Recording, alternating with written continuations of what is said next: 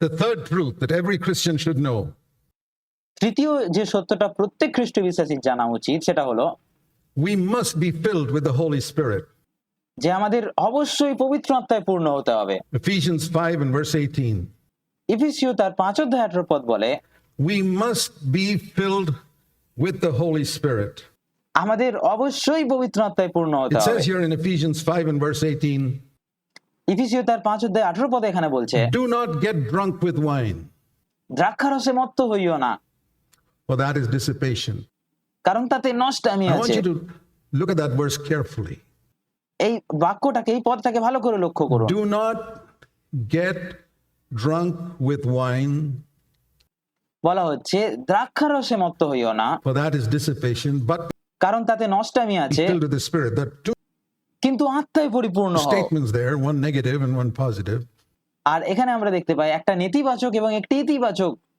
Do not জিনিস। get drunk with wine, but be filled with the Spirit. বলা হচ্ছে দ্রাক্ষারসে মত্ত হইও না, কিন্তু আত্মায় পরিপূর্ণ Now, হও। watch that and answer this question. এখন এটাকে দেখুন এবং এই প্রশ্নের উত্তর দিন। Is it a sin to get drunk with wine? I believe it is. দ্রাক্ষারসে মত্ত হওয়া, মাতাল হওয়া, এটা কি পাপ? It may not be a sin to take a sip of it, but to get drunk is definitely a sin. আর আমি বিশ্বাস করি এটা একটা পাপ। এক চুমুক নেওয়া হয়তো পাপ নাও হতে পারে, কিন্তু মাতাল হওয়া এটা অবশ্যই একটা পাপ।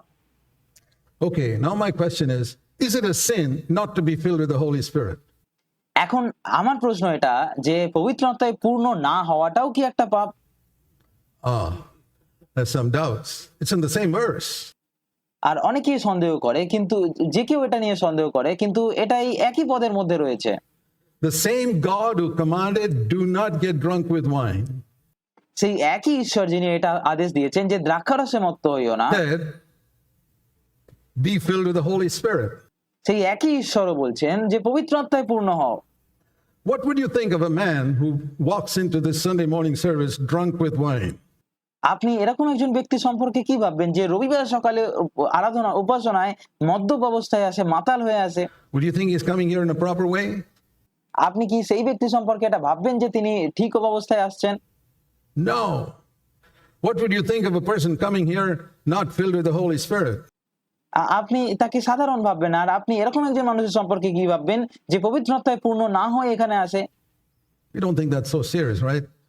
আপনি কি এটা মনে করেন না যে এটা অত্যন্ত এটা গুরুতর নয়? এটা আপনি মনে করেন, তাই না? We pick and choose in God's commandments. আমরা ঈশ্বরের আদেশের মধ্য থেকে নিজেদের মতো করে বেছে নিই। Truths that every Christian should know. যে সত্য প্রত্যেক প্রত্যেক খ্রিস্ট বিশ্বাসীর জানা উচিত। You must be filled with the Spirit, just like you must not be drunk with wine. Put it আপনাকে অবশ্যই আত্মায় পরিপূর্ণ হতে হবে, ঠিক যেমন আপনার মদ্যপ হওয়া উচিত নয়। in the same category. আর এই দুটো কথাকে একই জায়গায় রাখতে হবে। That if I think getting drunk with wine and coming to the church service is okay, then it's okay to come without being filled with the Holy Spirit. আর একই বিষয়ের কথা যদি বলি, আমি যদি মনে করি যে মদ্যপ অবস্থায় চার্চে আসা ঠিক আছে, তাহলে আত্মায় পূর্ণ হয়ে না আসাও ঠিক হতে পারে। Is it okay anytime to be drunk? কিন্তু মাতাল হওয়া কি কখনো ঠিক? Think of how you misbehave when you're drunk.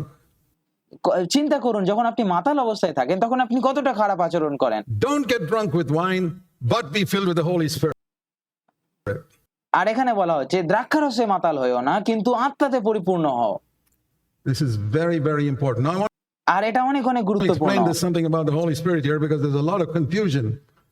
আর আমি এখানে পবিত্র আত্মা সম্পর্কে কিছু ব্যাখ্যা করতে চাই, কারণ আজ বিশ্বে এটা নিয়ে অনেক বিভ্রান্তি রয়েছে। Concerning that in the world today. আজকের দিনে জগতে এটা নিয়ে অনেক বিভ্রান্তি রয়েছে। I've heard a lot of people say to me, আমি অনেক লোককে এটা বলতে শুনেছি, and I want to be ready to give an answer. এবং আমি তাদের উত্তর দেওয়ার জন্য প্রস্তুত থাকতে চাই। That's what I want to equip you to as well. এবং আমিও আপনাকেও সেইভাবে তৈরি করতে চাই যাতে আপনিও উত্তর দিতে পারেন। There's so many counterfeits about the gifts of the Holy Spirit and about the operation of the Holy Spirit. আর পবিত্র আত্মার বরদান সম্পর্কে এবং পবিত্র আত্মার কাজ সম্পর্কে অনেক নকল বিষয় রয়েছে, প্রতারণা রয়েছে। I agree. But what do people counterfeit? কিন্তু মানুষ কোন জিনিসটা নকল করে? Do they counterfeit brown paper? Do you see counterfeit toilet paper? No. আপনি কি কোনো বাদামি কাগজ নকল, আপনি কি কোনো সাধারণ কাগজ নকল করতে দেখেছেন বা টয়লেট পেপার নকল করতে দেখেছেন? না। What do people counterfeit? Gold, diamonds. মানুষেরা কি নকল করে? মানুষেরা সোনা, হিরে এগুলোকে নকল করে। Only valuable things are counterfeited. শুধুমাত্র মূল্যবান জিনিসেরই নকল করা হয়। So if the operations of the Holy Spirit are counterfeit, boy, the original must be really valuable. আর তাই পবিত্র আত্মার কাজগুলো নিয়ে যদি নকল করা হয়, যদি পবিত্র আত্মার কাজগুলোকেও জাল করা হয়, তাহলে আসলে আসলে পবিত্র আত্মার যে প্রকৃত কাজ সেগুলো অবশ্যই মূল্যবান। So I'm not turned off just because there are counterfeits. The তাই শুধু নকল আছে বলেই আমি বিমুখ হয়ে যাই না, আমি পবিত্র আত্মার কাজ থেকে মুখ ঘুরিয়ে নিই না। counterfeit proves to me that the original must be really valuable. Get it? আর নকল জিনিস যে আছে, এটার পবিত্র আত্মার কাজের যে নকল আছে, এটাই আমাকে প্রমাণ করে দেয় যে যে এটার পবিত্র আত্মার যে আসল কাজ সেটা অবশ্যই অত্যন্ত মূল্যবান এবং আমাকে এটাকে পেতেই হবে। But also it teaches me I must be very careful. কিন্তু এটা আমাকে আরো শেখায় যে আমাকে অবশ্যই খুব সতর্ক থাকতে হবে। If someone's going to buy gold in the market, he's got to be very careful, not fooled. কেউ যদি বাজারে সোনা কিনতে যায় তাহলে তাকে অবশ্যই খুব সতর্ক থাকতে হবে যেন সে প্রতারিত না হয়। Or someone going to, I've heard, I've never seen it, but I've heard that there are glass pieces that look exactly like diamonds. এবং আমি শুনেছি, আমি কখনো দেখিনি যে এরকম আমি শুনেছি যে এমন অনেক কাঁচের টুকরো আছে যেগুলো দেখতে হুবহু হীরার মতো। You can be fooled. আর আপনি প্রতারিত হতে পারেন সেটা দেখে। You can be fooled about being filled with the Holy Spirit too. এবং আপনি পবিত্র আত্মায় পূর্ণ হওয়া সম্পর্কেও প্রতারিত হতে পারেন। And so the only solution is to come to the Word of God. আর এটার থেকে বাঁচার একমাত্র সমাধান হলো ঈশ্বরের বাক্যের কাছে আসতে হবে আমাদের। I've been greatly helped by seeing that Jesus is an example for me as the perfect Spirit-filled person. আর আমি এটা দেখে খুব উপকৃত হয়েছি যে প্রভু যীশু আমার জন্য একজন নিখুঁত আত্মিক মানুষ হিসাবে উদাহরণ। তিনি হচ্ছেন একজন আত্মিক মানুষের প্রকৃত উদাহরণ।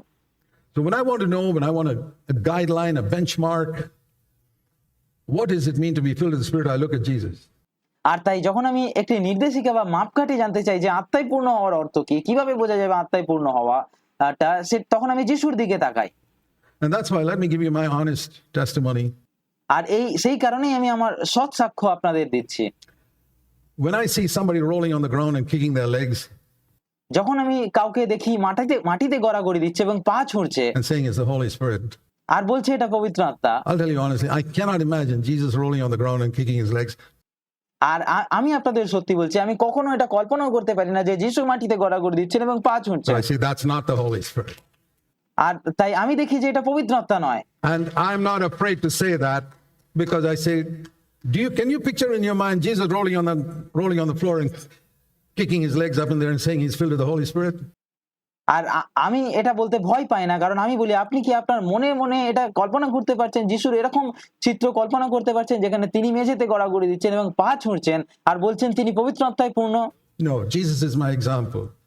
তিনি এরকমটা করেন না, আর প্রভু যিশুই হলেন আমার উদাহরণ। Not these other people. I'm not here to criticize them.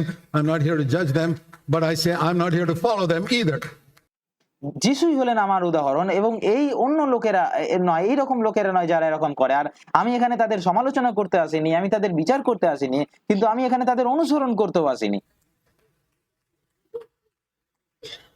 And then there are others who say, well, you must speak in tongues.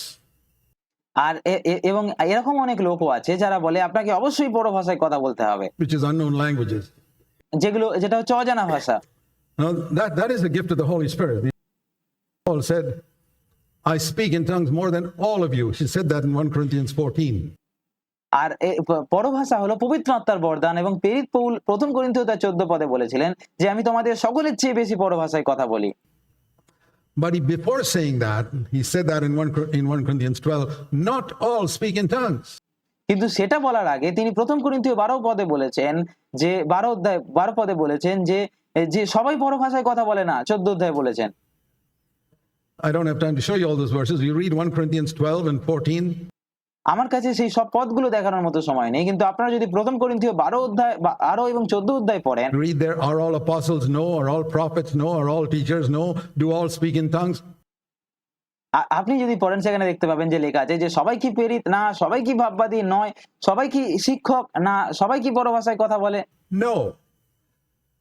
So what Paul said was, I thank God I speak in tongues more than all of you, but for some reason, God does not want everybody to have it. It's তাই Paul যেটা বলেছিলেন সেটা হলো যে আমি ঈশ্বরকে ধন্যবাদ দিই যে আমি তোমাদের সবার চেয়ে বেশি পরভাষায় কথা বলি, কিন্তু কোনো কারণে ঈশ্বর চান না যে সবার কাছে এটা থাকুক। very important to understand this. এবং আমাদের এটা বুঝতে হবে। And if you're doubtful about it, just go to 1 Corinthians chapter 12 and chapter 14. It's all written there. এবং যদি এটা বোঝা আপনার জন্য খুব গুরুত্বপূর্ণ, এটা বোঝা আমাদের জন্য গুরুত্বপূর্ণ, এবং আপনি যদি এটা নিয়ে কোনো সন্দেহ করেন, আপনার মনে যদি কোনো সন্দেহ থাকে, তাহলে শুধুমাত্র প্রথম করিন্থীয় 12 এবং 14 অধ্যায় পড়ুন, সেখানে এই সমস্ত কিছু লেখা আছে। My own personal experience is, I thank God I speak in tongues. I've spoken in tongues for 42 years. But I also believe it's not necessary for everyone to speak in tongues. Exactly like Paul said, আর আমার নিজস্ব ব্যক্তিগত অভিজ্ঞতা হলো, আমি ঈশ্বরকে ধন্যবাদ দিই যে আমি পরভাষায় কথা বলি। আমি 42 বছর ধরে পরভাষায় কথা বলেছি, কিন্তু আমি এটাও বিশ্বাস করি যে এটা সবার জন্য প্রয়োজনীয় নয়। এবং আমি ঠিক তেমনটাই বলি যেমন পৌল চার্চে বলেছিলেন যে in the church, he said in 1 Corinthians 14, I would rather speak 5 words in a known language for us English than 10,000 words in an unknown tongue. এবং পৌল যেমন করিন্থীয় মণ্ডলীর উদ্দেশ্যে বলেছিল, ঠিক তেমনি আমি আজকের দিনে আমিও বলছি যে যে প্রথম করিন্থীয় 14 অধ্যায়ে যেমনটা তিনি বলেছিলেন, আমিও বলছি যে আমি অজানা ভাষায় 10,000 শব্দের চেয়ে পরিচিত ভাষায়, আমাদের ক্ষেত্রে ইংরেজি ভাষায় 5টা শব্দ বলা বেশি পছন্দ করব। So simple mathematics shows me that speaking in English is 2,000 times better than speaking in tongues in a church. আর তাই সাধারণ অঙ্ক আমাকে এটাই দেখায় যে চার্চে পরভাষার চেয়ে পরিচিত ভাষায় কথা বলা 2000 গুণ বেশি উত্তম। That's the word of God. আর ঈশ্বরের বাক্য এটাই বলে আমাদের। So don't feel inferior if you cannot speak in tongues. আর তাই আপনি যদি পরভাষায় কথা বলতে না পারেন, তাহলে নিজেকে হীন মনে করবেন না। If you can speak in English and witness for the Lord, you're okay. যদি আপনি আপনার পরিচিত ভাষায় কথা বলতে পারেন এবং প্রভুর সাক্ষ্য দিতে পারেন, তাহলে আপনি ঠিক আছেন। So the other thing